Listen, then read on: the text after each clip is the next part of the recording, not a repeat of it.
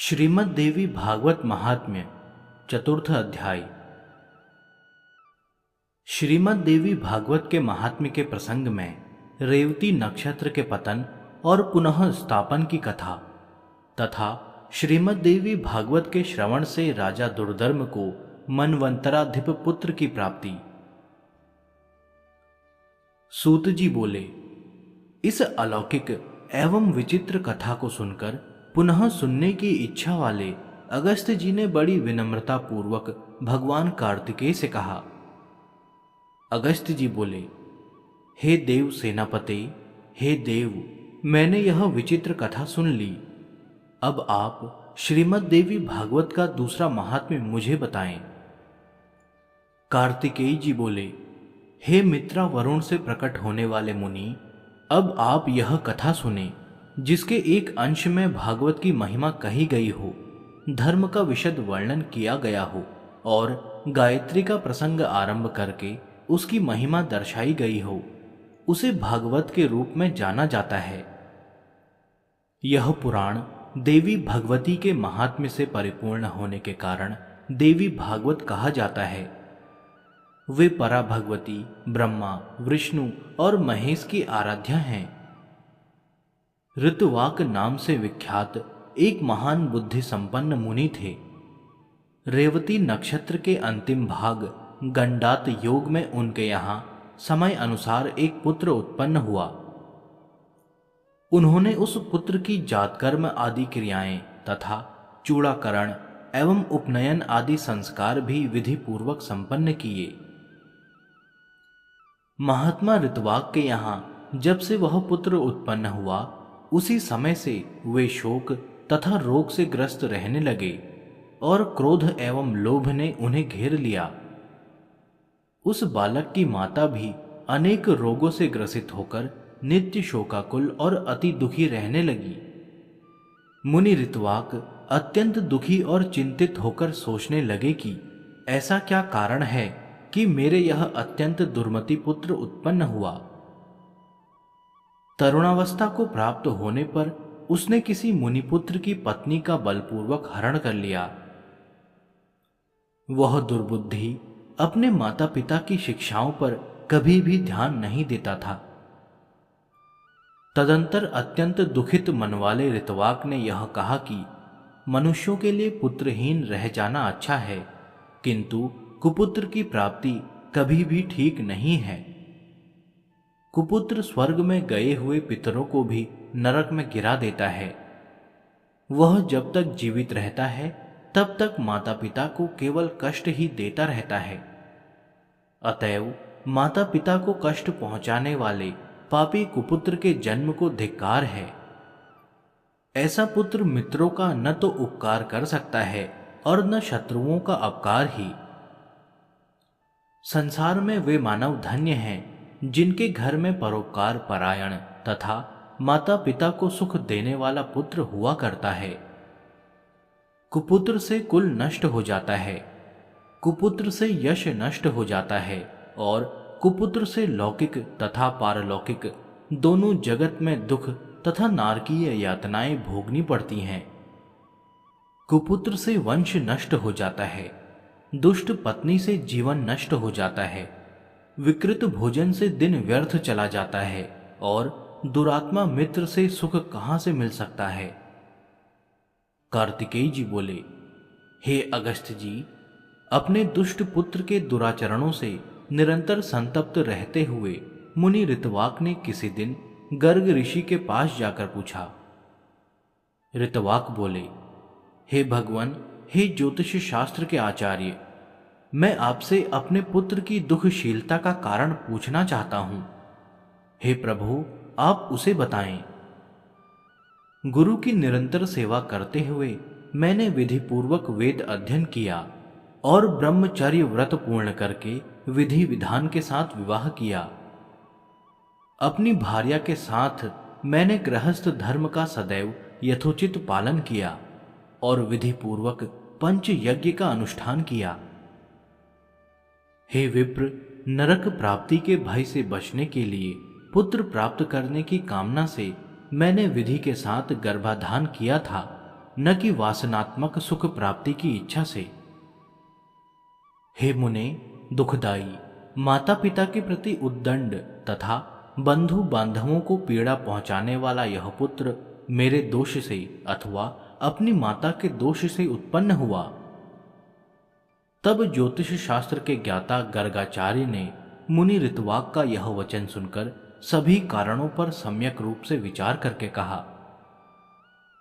गर्गाचार्य जी बोले, हे मुने, इसमें न तो आपका दोष है, न बालक की माता का दोष है, और न तो कुल का दोष है।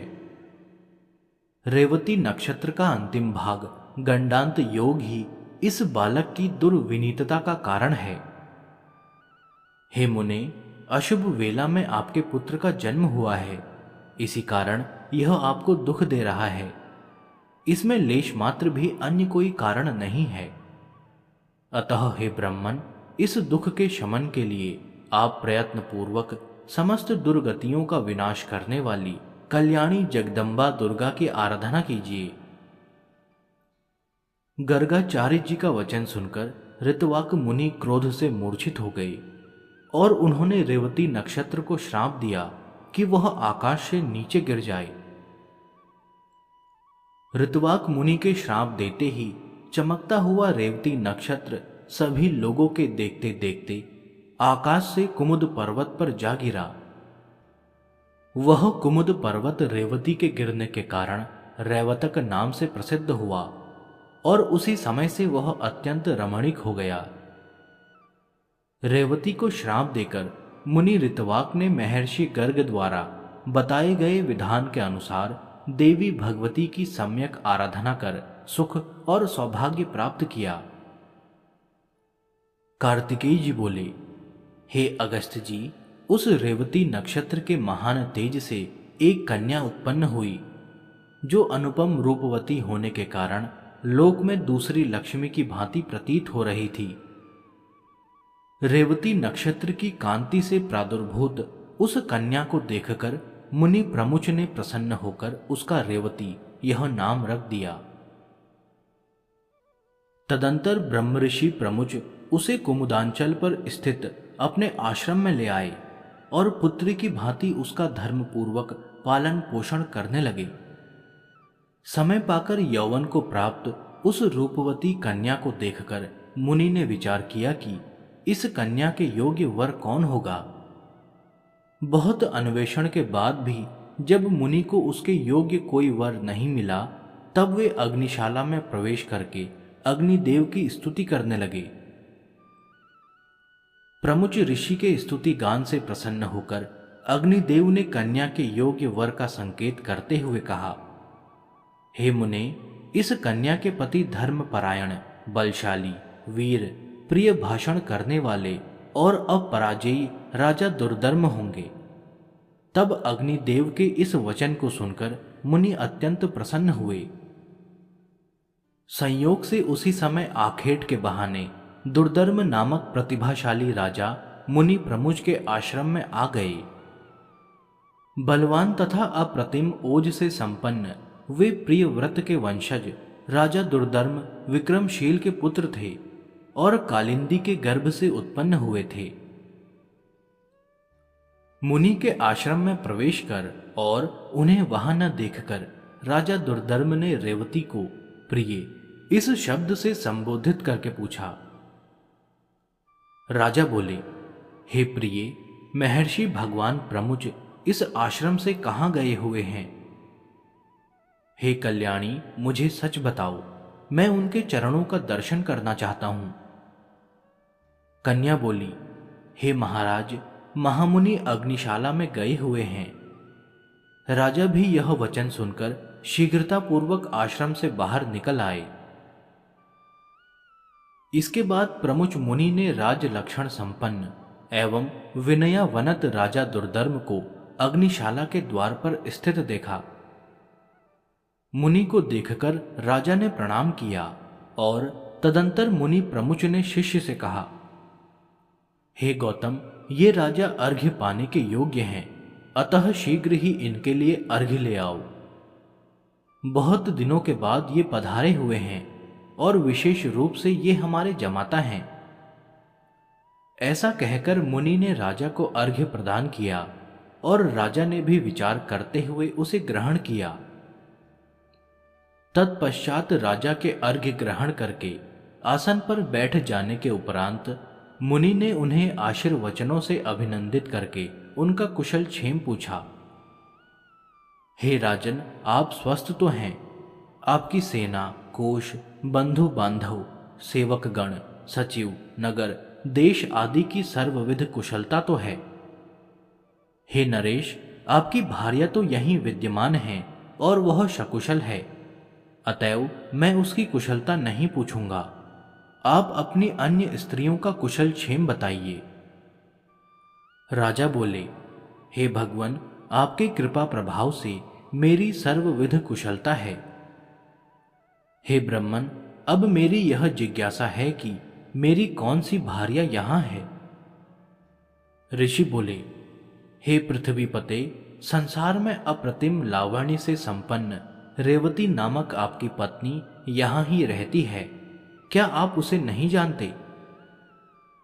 राजा बोले, हे प्रभु, सुभद्रा आदि मेरी पत्नियां तो घर पर ही हैं। हे भगवान, मैं तो केवल उन्हें ही जानता हूं, मैं रेवती को तो नहीं जानता। ऋषि बोले, हे महामते, हे राजन, इसी समय प्रिय के संबोधन से आपने जिससे पूछा था, अपनी उस योग्यतम प्रिया को आपने क्षण भर में ही भुला दिया। राजा बोले, हे मुने, आपने जो कहा वह असत्य नहीं है, किंतु मैंने तो सामान्य रूप से ऐसा कह दिया था। इसमें मेरा कोई दूषित भाव नहीं था, अतः आप मेरे ऊपर क्रोध न करें। ऋषि बोले, हे राजन, आपका भाव दूषित नहीं था, अपितु आपने सत्य ही कहा था। अग्निदेव के द्वारा प्रेरित किए जाने पर ही आपने ऐसा कहा था। इसका पति कौन होगा, ऐसा मेरे द्वारा आज अग्निदेव से पूछे जाने पर उन्होंने कहा था कि इसके पति निश्चित रूप से राजा दुर्धर्म ही होंगे। हे महीपते, अतः मेरे द्वारा प्रदत्त इस कन्या को आप स्वीकार कीजिए। आप इसे प्रिय ऐसा कह भी चुके हैं, अतएव अब शंका रहित होकर किसी अन्य विचार में न पड़े। मुनि का यह वचन सुनकर राजा दुर्धर्म चिंतन करते हुए चुप हो गए और मुनि उनके वैवाहिक अनुष्ठान की तैयारी में जुट गए।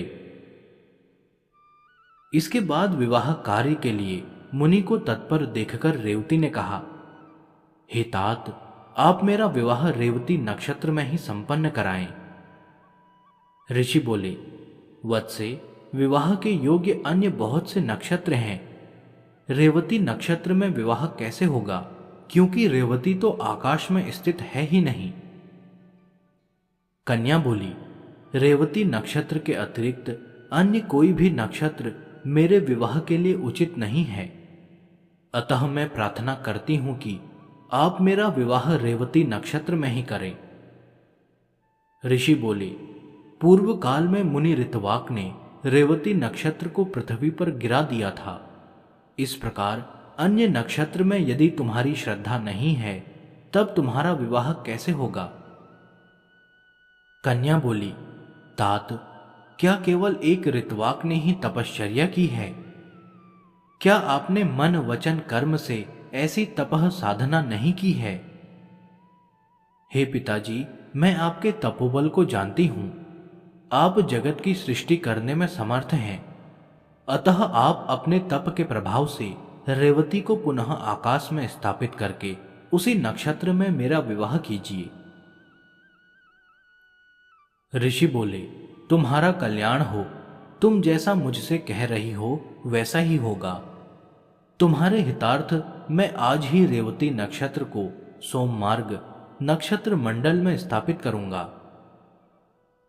कार्तिकेय जी बोले, हे अगस्त्य जी, ऐसा कहकर मुनि ने अपने तपोबल से शीघ्र ही पूर्व की भांति रेवती नक्षत्र को फिर से नक्षत्र मंडल में स्थापित कर दिया। तदंतर मुनि प्रमुच ने रेवती नक्षत्र में वैवाहिक विधि के अनुसार महात्मा राजा दुर्धर्म को वह रेवती कन्या सौंप दी। इस प्रकार कन्या का विवाह कर देने के उपरांत मुनि ने राजा से कहा, हे वीर, तुम्हारी क्या अभिलाषा है, मुझे बताओ, मैं उसे पूरी करूंगा।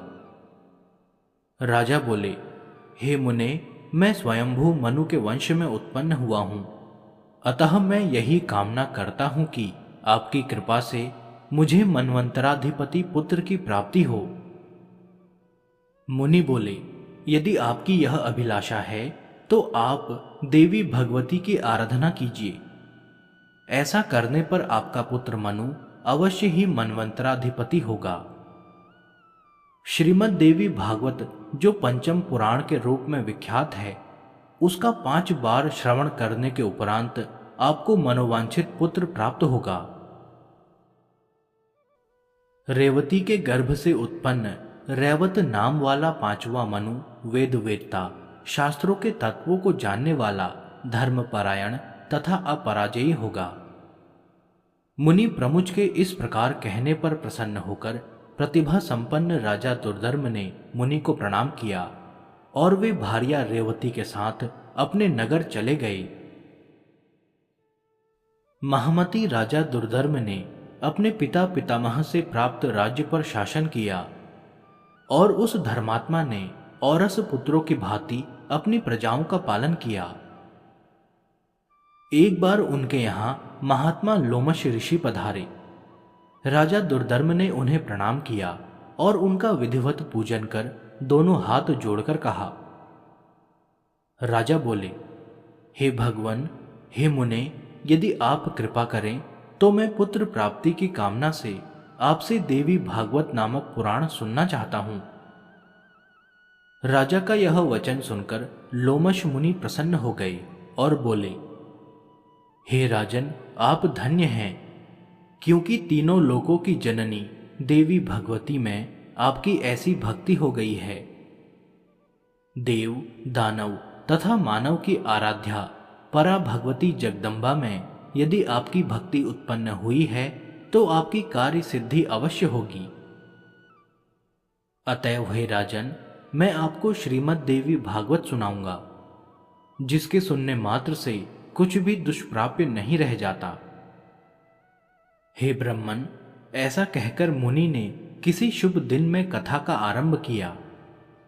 अपनी पत्नी के साथ राजा ने 5 बार श्रीमद् देवी भागवत पुराण का विधि के साथ श्रवण किया। कथा समाप्ति के दिन धर्मनिष्ठ राजा दुर्धर्म ने अत्यंत प्रसन्नता पूर्वक श्रीमद् देवी भागवत पुराण तथा लोमश मुनि की पूजा की। राजा ने नवार्ण मंत्र से हवन करके कुमारी कन्याओं को भोजन कराया और पत्नी सहित ब्राह्मणों को प्रभूत दक्षिणा दान द्वारा संतुष्ट किया। कुछ समय बीत जाने पर भगवती की कृपा से उस रानी रेवती ने लोक कल्याणकारी गर्भ धारण किया। इसके बाद जब समस्त ग्रह नक्षत्र अपने अपने अनुकूल स्थानों पर थे और सभी मांगलिक कृत्य संपन्न हो गए थे, ऐसे शुभ समय में रेवती ने पुत्र को जन्म दिया। पुत्र के जन्म का समाचार सुनकर राजा दुर्धर्म अत्यंत प्रसन्न हुए और उन्होंने स्नान करके स्वर्ण कलश के जल से पुत्र का जातकर्म आदि संस्कार संपन्न किया। तदंतर राजा ने विधिपूर्वक दान देकर ब्राह्मणों को संतुष्ट किया। समय पर पुत्र का उपनयन संस्कार करके राजा ने अपने पुत्र को अंगों सहित वेदों का अध्ययन कराया।